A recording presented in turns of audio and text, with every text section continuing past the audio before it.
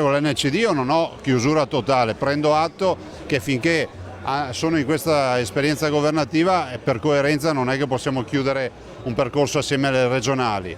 E dall'altro devo dire che con Forza Italia, che abbiamo governato bene assieme all'NCD, con Forza Italia il percorso è iniziato, è un percorso positivo, stiamo parlando di progettualità e io sono convinto che porterà sicuramente a buoni frutti. Se sono rose fioriranno, ma diciamo che ormai i boccioli si vedono. Il cerchio delle alleanze sembra prendere forma secondo il governatore del Veneto Luca Zaia, candidato della Lega Nord, che si dice quasi certo dell'accordo con Forza Italia. Sull'ulteriore possibile slittamento delle elezioni al 7 giugno Zaia poi ironizza, sembra il gioco dell'oca. Il governatore, attaccato dall'ex collega di partito Tosi sull'ospedale di Padova e le presunte liti con il sindaco Bitonci che stanno facendo ritardare il progetto, risponde così. Io non litigo mai con nessuno, c'è stato un dibattito che è assolutamente foriero di una grande soluzione che prima non c'era. Confermiamo l'impegno, è un impegno finanziario, politico, perché comunque l'ospedale non ha casacca politica, l'ospedale serve nuovo policlinico universitario. Non accetta critiche sulla sanità, questione prioritaria del suo mandato con l'apertura degli ospedali di notte.